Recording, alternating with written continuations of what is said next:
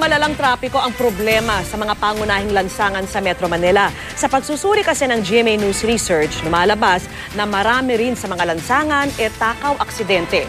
Narito po ang report.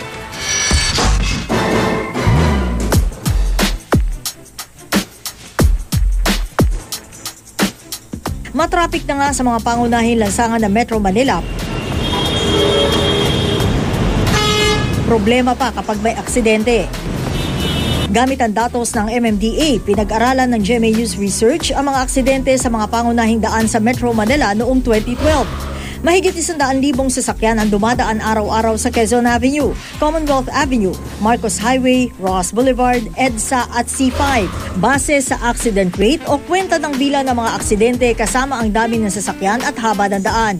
Tinukoy ng GMA News Research kung saan pinakamadalas ang mga aksidente. Hindi isinama sa kwenta ang lapad ng mga daan dahil sa kakulangan ng datos. Quezon Avenue ang may pinakamataas na accident rate.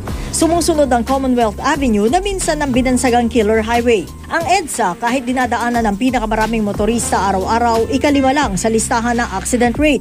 May 7 mga accident cluster o pagkakumpul-kumpul ng mga aksidente sa Quezon Avenue. Mula Quezon Circle hanggang Welcome Rotonda.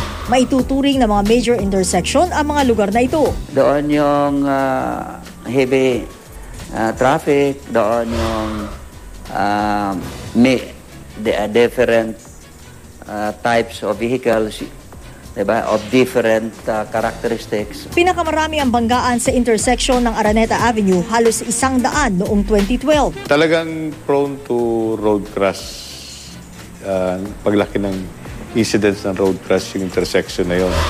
Kasi nga, again, due to bad behavior ng mga driver, marami doon beating the red light. Isa pa raw dahilan na madalas na aksidente ang pagkakakumpul-kumpul ng U-turn slot sa Quezon Avenue. Yung U-turn slot is only good for 2 vehicles abreast. Pero kung mapapansin natin na nangyayari, nagiging 3 abreast, minsan 4 abreast pa. No? Sabay-sabay nalilikod. Malinaw nga sa nakuhang video ng GMA7 kung paano nagdudulot ng panganib ang mga U-turn slot.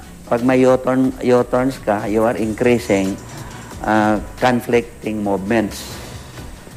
So doon